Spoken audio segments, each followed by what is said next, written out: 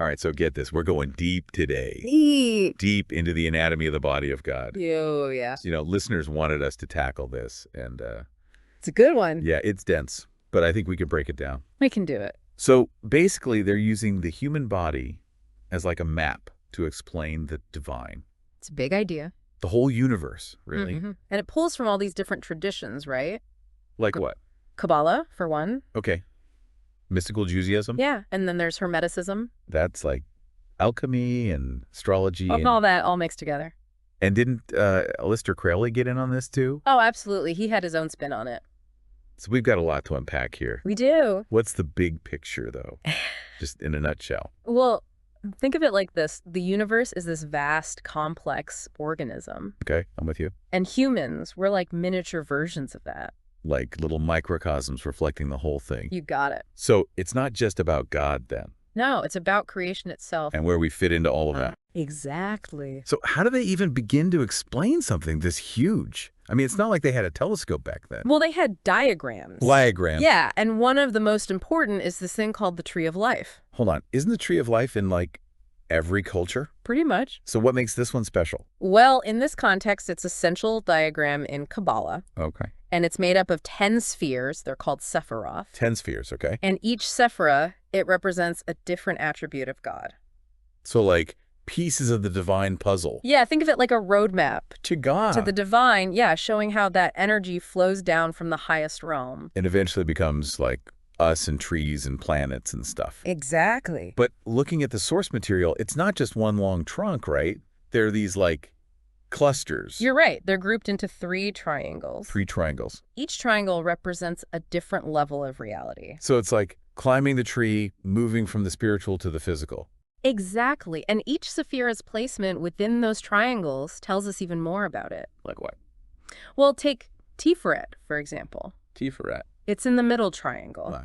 And it represents beauty, balance, compassion, things we associate with the heart. Ah, so that's why it's in the middle. Exactly. Okay, so we've got the tree of life. We've got these triangles. Yeah. What about this other shape I keep seeing? The Vesica Pisces. Ah, yes, the Vesica Pisces. What is that, like a fish?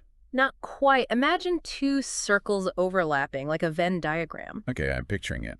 That almond shape in the middle, that's the Vesica Pisces. And why is that so important to this whole body of God thing? Because it shows how even opposite forces come from the same source. Like the 2 circles creating the almond shape. Exactly. It's the union of opposites. So creation isn't about separate things coming together. It's Yeah. about one thing dividing and expanding. Exactly. Wow. And isn't the Vesica Pisces also in, like, ancient Greek stuff? Oh, yeah. Geometry, Christian art, it's all over the place. So it seems like a pretty universal symbol, even beyond this text. It does. Which makes me think, what about the role of geometry and numbers in all this? They seem pretty important. They are. The text suggests the universe is structured according to these mathematical principles. Wait, are we going to have to do math equations to understand God now? Not exactly, but they see those principles as the key to the divine order.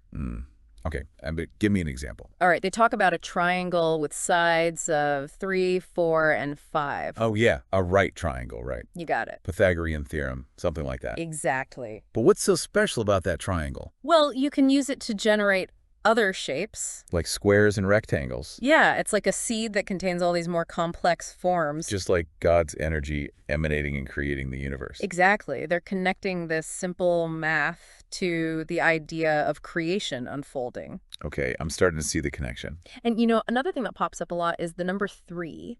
Oh, yeah, I noticed that. 3 and 1. It's a big concept here. Like the 3 triangles on the tree of life. Right. But it goes beyond that. Think about the Trinity in Christianity. Father, Son, Holy Spirit. Exactly. And isn't that similar to, like, the Trimurti in Hinduism? You got it. It's a theme that runs through all sorts of traditions. So maybe they're pointing to this underlying unity, this idea that everything's connected. That's the idea. And that brings us back to us, Yeah. right? We're not just observing this from the outside. Yeah. We're a part of it. We're the 3 in 1 too, aren't we? That's right. And that takes us to this idea of man as a microcosm. Okay, so man as a microcosm. We were talking about this right before. Right. So we're reflections of the divine structure. Okay. But they go even deeper. Deeper how? They use specific examples from the body to make their point.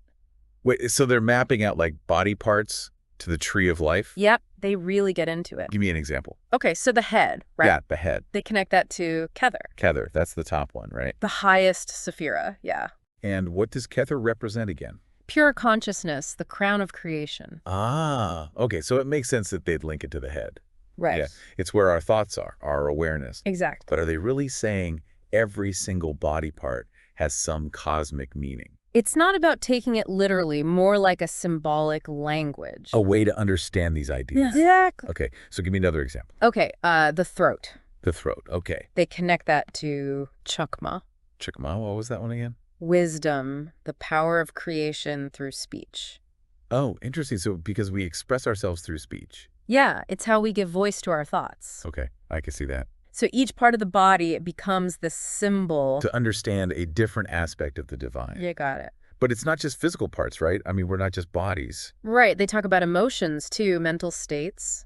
Okay, like what? Well, the heart, for instance. The heart. They connect that to Tifereth, Tifereth. the sapphire of beauty, harmony. Yeah, that's the heart, all right. It's where our emotions are, our capacity for love. Makes sense. And it's not just individual humans either. It's not. They zoom out. Zoom out. They talk about whole societies, civilizations. Like cultures and stuff? Yeah, representing different stages of development. Wait, so societies are evolving along the tree of life?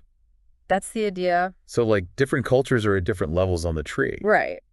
Wow. And what about history then? Like actual events? They say those are expressions of these principles too. So they see the tree of life playing out in history. The rise and fall of empires, clashes of ideologies. All part of this cosmic dance. Yeah, it's a way to find meaning in the chaos, right? Yeah, it's like there's this hidden order behind the scenes. A cosmic script playing out. I mean, that's a pretty common belief, isn't it? This idea of a hidden order. It is. It pops up in a lot of different traditions. I guess it's comforting, you know? Thinking there's some bigger plan. Makes us feel connected to something larger. But if everything's part of this divine plan, what about free will? Good question. Are we just puppets? The text doesn't give a clear answer. It's tricky. Tricky how? Well, they emphasize this predetermined order. Right, like a cosmic blueprint. But they also say human choice matters. So it's not all set in stone. Not exactly. Remember the idea of right action. Yeah, aligning ourselves with the divine order. That takes effort, conscious choice. So we have a role to play. Right. We have to choose to contribute to the harmony. It's not about accepting fate passively. Exactly. And they actually call the human a flawed god. A flawed God. We have potential for good and bad, creation and destruction. Like we have this divine spark, but we can use it however we want.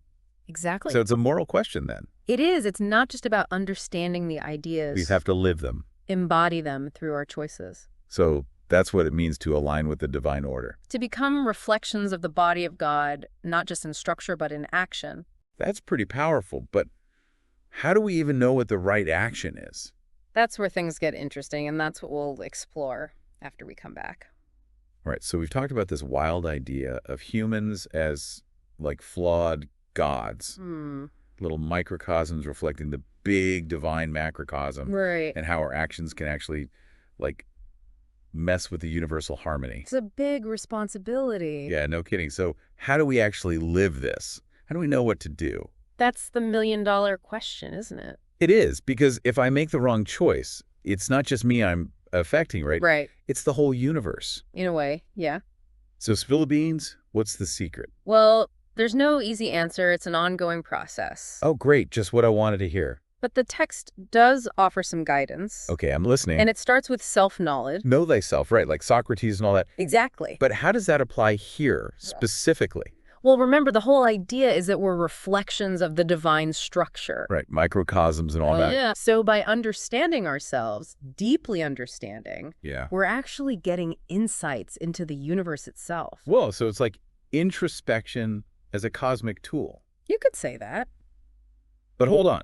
If we're all reflections of the divine, wouldn't that mean we're all inherently good?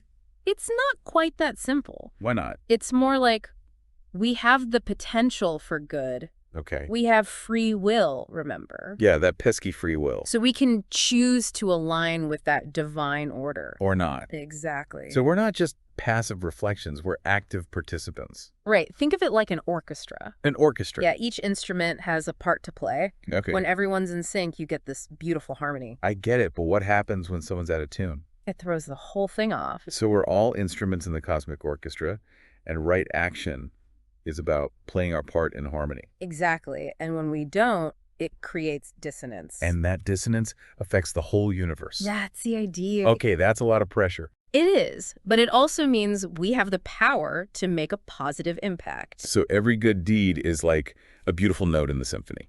That's a nice way to put it. Okay, I'm feeling inspired, but also a bit lost. Lost how? Like, how do we actually cultivate this right action? Well, they recommend meditation. Meditation, okay. Not a surprise there. But remember, the tree of life isn't just a static image. It's not. It's a dynamic system. It represents the flow of energy. Oh, okay. So by meditating on it, we can see those principles in our own lives. Like using the tree of life as a map for making choices.